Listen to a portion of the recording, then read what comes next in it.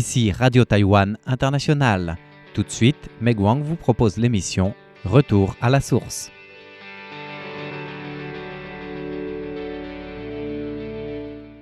Bonjour à tous, notre émission vous propose aujourd'hui une rencontre avec Xie Shengyou, fondateur de House Food, qui se définit comme un partenaire des petits fermiers et producteurs. Notre émission d'aujourd'hui s'intéresse à l'entreprise pas comme les autres, puisqu'elle se définit comme un partenaire des petits fermiers dans le but d'agir pour la commercialisation des produits issus des petits producteurs. C'est une entreprise qui veut créer un système d'agriculture alimentaire honnête grâce à la mise en place d'une chaîne de production et de commercialisation et un système de gestion. Ce système d'agriculture alimentaire honnête doit d'ailleurs être respectueux de l'environnement, du bien-être des animaux et inclusif des petits agriculteurs. C'est dans cet esprit que Xie Shengyou a fondé l'entreprise House Food. À partir de rien, Xie Shengyou est désormais en mesure de vendre les produits de petits fermiers dans les rayons de Carrefour. Xie Shengyou explique tout d'abord l'origine de son idée de se rapprocher des petits producteurs, que ce soit les agriculteurs ou les entreprises spécialisées dans la transformation alimentaire. À l'université, nous avions appris que l'agriculture taïwanaise s'est orientée vers le capitalisme à l'époque japonaise. L'agriculture et l'alimentation se développent de manière individuelle. Il y a ainsi une séparation entre la production et la consommation.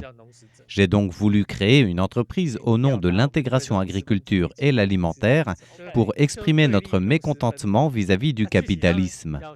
Notre initiative était de créer une plateforme de commerce équitable pour relier les producteurs aux consommateurs.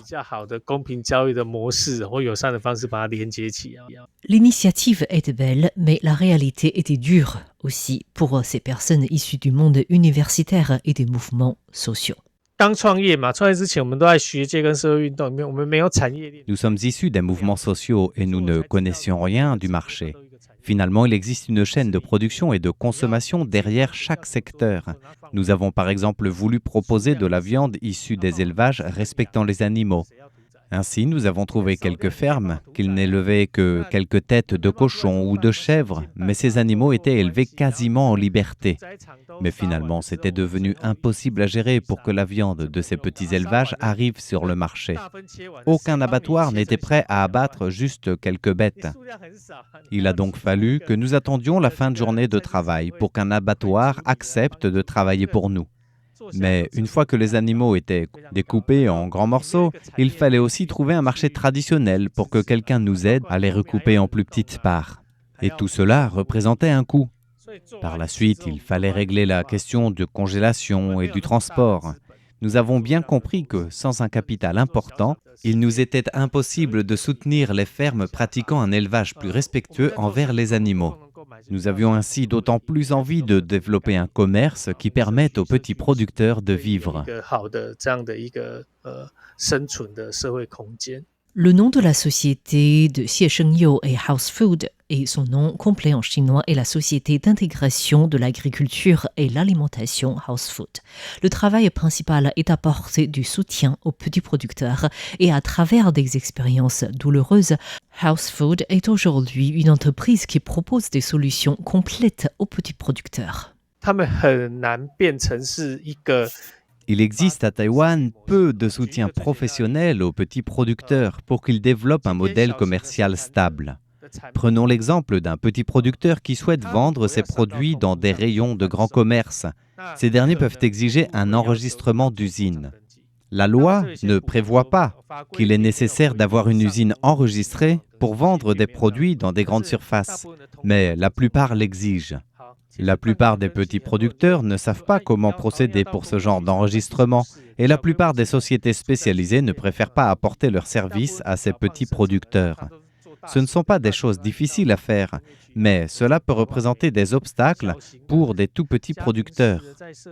Ensuite, pour les grandes surfaces, il est également difficile de collaborer avec les petits producteurs qui ne proposent pas des produits en grande quantité, ne serait-ce que pour pouvoir livrer les produits dans différents magasins depuis l'entrepôt central.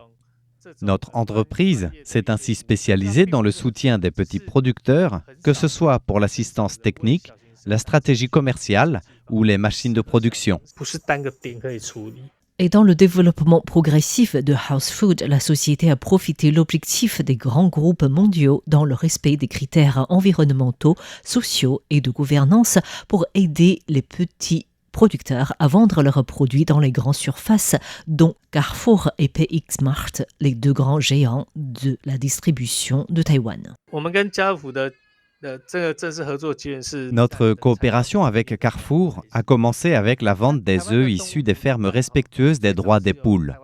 À Taïwan, la notion de respect des droits des animaux a été lancée par l'organisation non lucrative Environment and Animal Society of Taiwan, en se référant aux normes de l'Union européenne, en sachant que ces normes sont beaucoup plus sévères que les normes taïwanaises.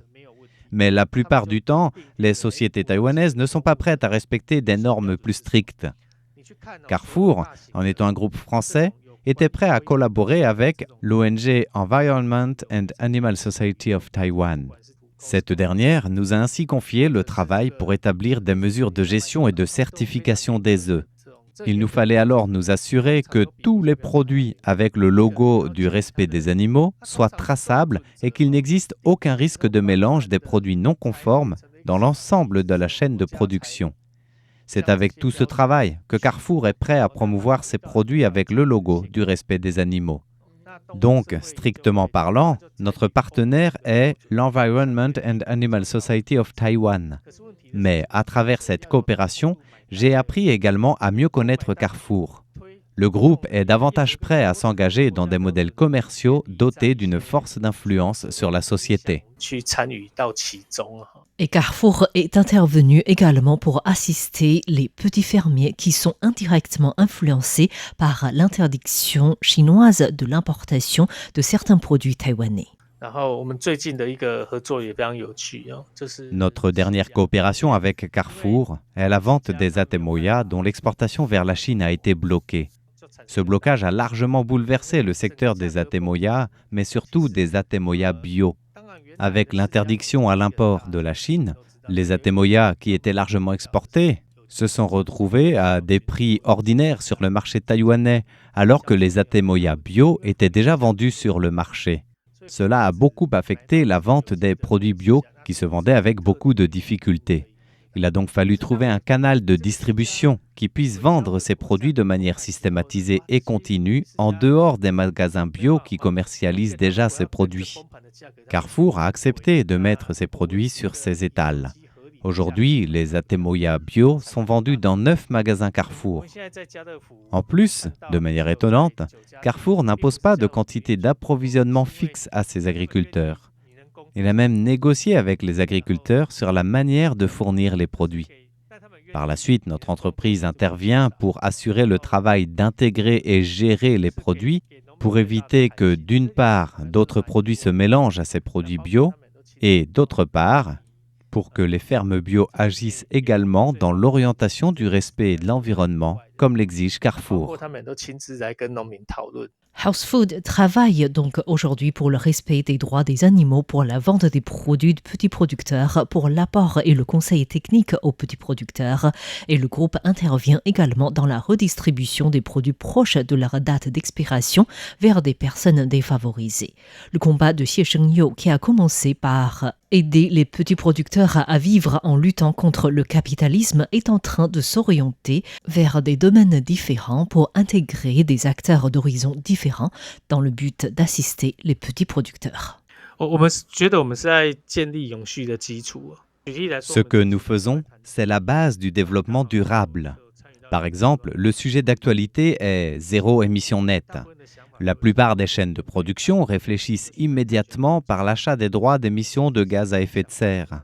Mais il faut plutôt revoir l'ensemble des acteurs de la chaîne de production. Si tous les fournisseurs sont de grands émetteurs de gaz carbonique, le fait d'acheter les droits ne résout pas vraiment le problème. Il faut plutôt réfléchir autrement.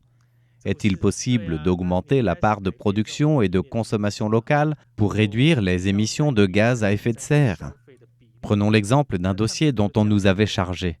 Il s'agissait d'étudier comment inclure la production agricole d'un village aborigène en montagne dans le système de faible émission carbonique. Mais après réflexion, je pense que les villages montagneux ne doivent pas être définis comme fournisseurs alimentaires des villes dans les plaines. Il y aura forcément une émission de gaz carbonique. Le problème vient du fait que Taïwan exploite les plaines, construire des usines. Et il y aura forcément des problèmes d'émissions carboniques. Je pense ainsi qu'il faut vraiment réfléchir sur une production locale, proche des consommateurs. Les préconditions à cela, c'est qu'il y ait suffisamment de petits producteurs. Pour avoir des petits producteurs, il faut un système de soutien aux petits producteurs. Merci de votre écoute, c'était Meguan pour RTI.